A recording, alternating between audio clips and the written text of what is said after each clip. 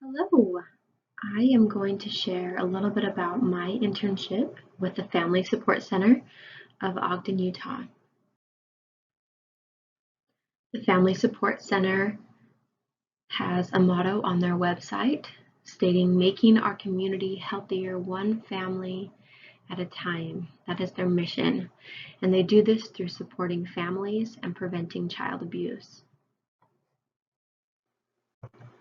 The center is a nonprofit organization, and they do offer several resources, which include parenting education classes and in-home parenting education called peer parenting, where they actually go into the home and work with parents one-on-one.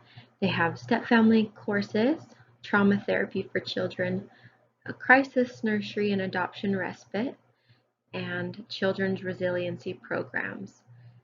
In all of this, they provide appropriate community resources to families in need when the resources available at their center are not necessarily what they're needing, or if they need further assistance.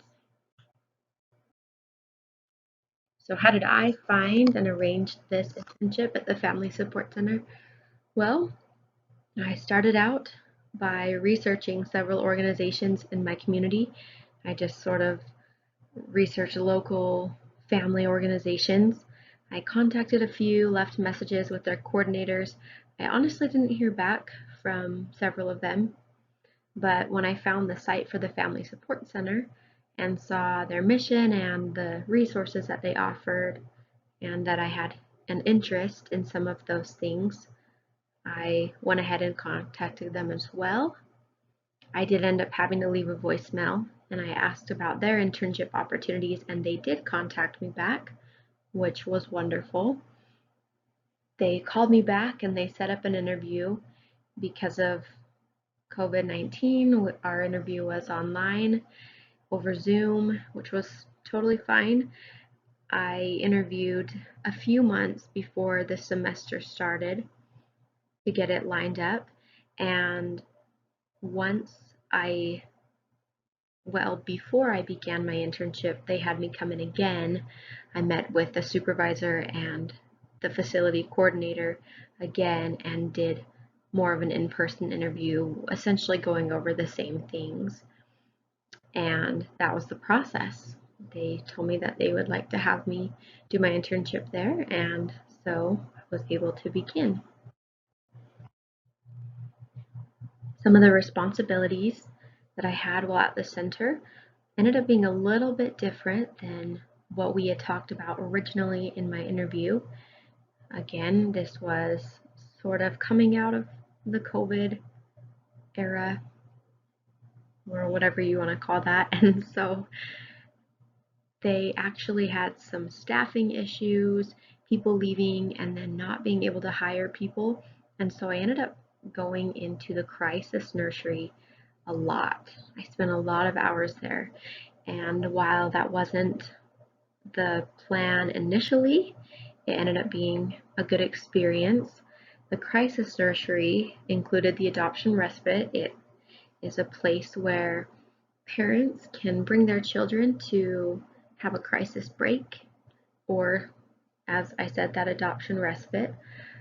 This is a resource offered to parents to help them prevent child abuse and support the family. Not often, but every now and then, this crisis break is used when parents are kind of at their breaking point. They don't have anywhere to take their children, but they need to right away, or something bad will happen. And that is exactly what this nursery is designed for. Otherwise, families around the community can bring their children here when they simply need a break to maintain their mental health, their well-being, to go out as needed to appointments, things like that. So really anybody can bring their children to the crisis nursery. However, there is that emphasis on an actual crisis situation, and that would be a mandatory, or rather a higher obligation to get these children into the nursery because they do it by schedule.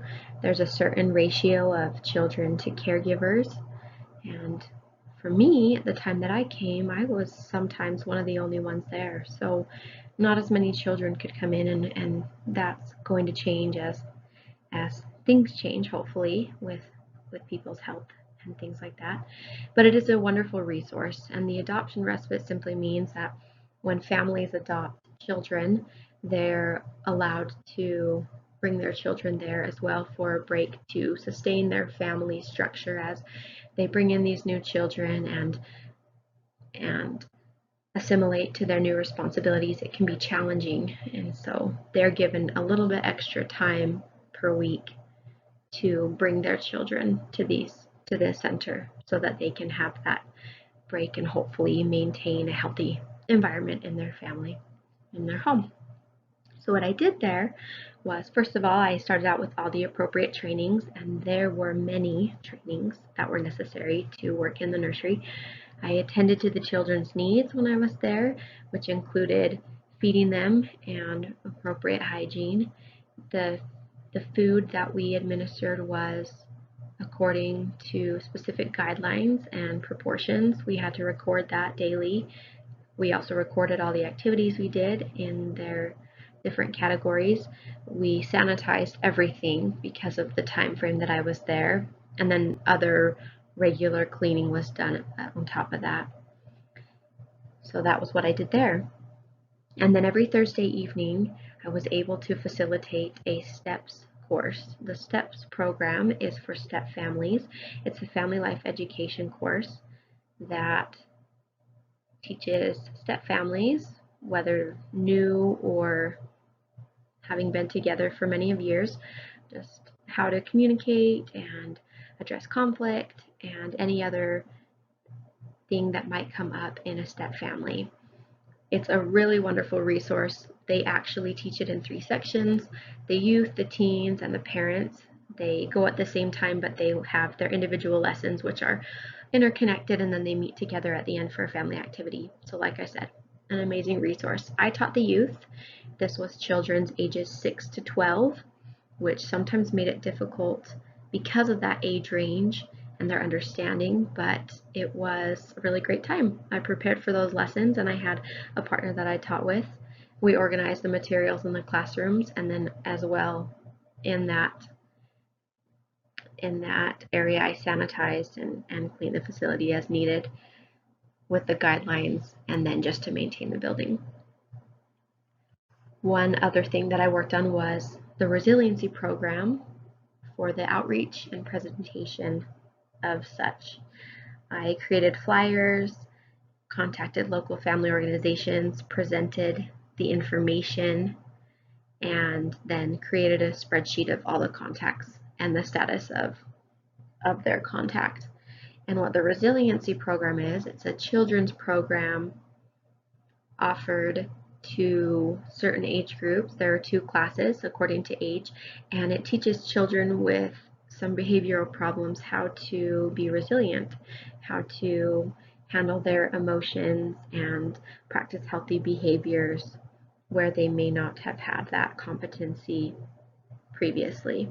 So that was a program that I was able to participate in as well. I didn't get to every week, but I did get to once or twice, and that was a neat experience to teach those children how to manage their emotions.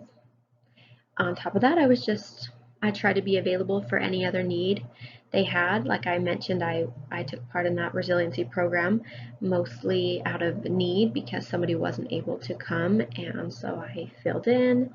And some of the organization of materials and setup for the STEPS program, we had to put together binders and print out all the flyers and handouts for the classes and things like that.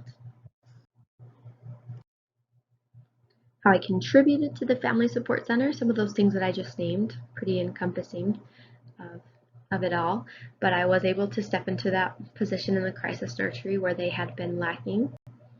I try to be as flexible as I could with my availability, let them know that I appreciated the opportunity that they were giving me, and and I was kind of there on their terms whenever they needed me.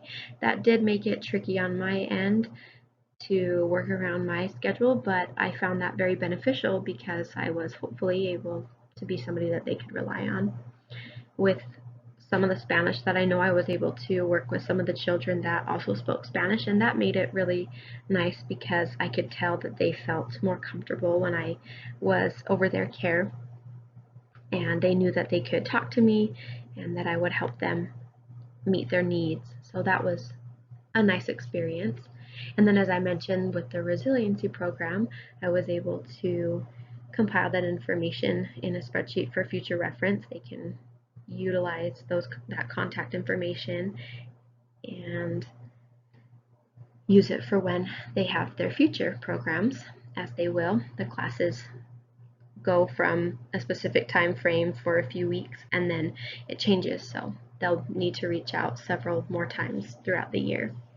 And then in the STEPS class that I taught, I organized and prepared for those classes. And then one thing I did on top of that was I created a PowerPoint for the final review lesson of the STEPS course, teaching children that review lesson. Is the final lesson can get a little long because it is just going over all the information and not so much an activity like most of the lessons are. And so I tried to make it a little more enjoyable, a little easier to follow and pay attention.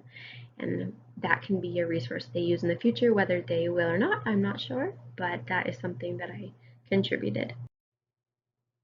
Personally, though, I did benefit from this experience.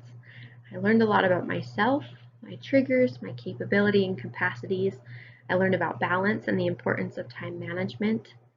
I definitely gained an appreciation for my own family and for those who have more to balance than I do. I got to experience what it's like to teach in a setting that I'm hoping to pursue and put skills and knowledge that I have been gaining throughout the semesters to application. I was able to experience the difference that the center makes in the lives of those it serves. I learned about community resources and feel better equipped to help those in need by recommending appropriate resources. Throughout the internship, I often thought of Bronfenbrenner's ecological systems theory and the way that our influence and the influence of those around us extends inward and outward, and it's just this interconnected web of influence and relationships.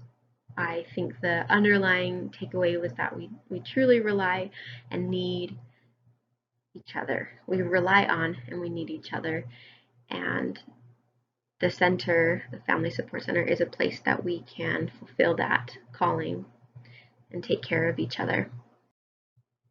I would definitely recommend this site and this experience to others in this area looking for an internship. They seem to have an intern at least every semester, and not only from BYU Idaho, but from local universities as well.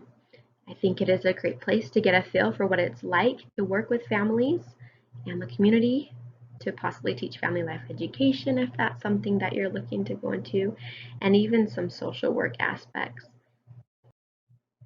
If you are looking to have an internship in the Ogden area and want to check out the Family Support Center of Ogden, Janine is the supervisor that I work closely with. That is her contact information.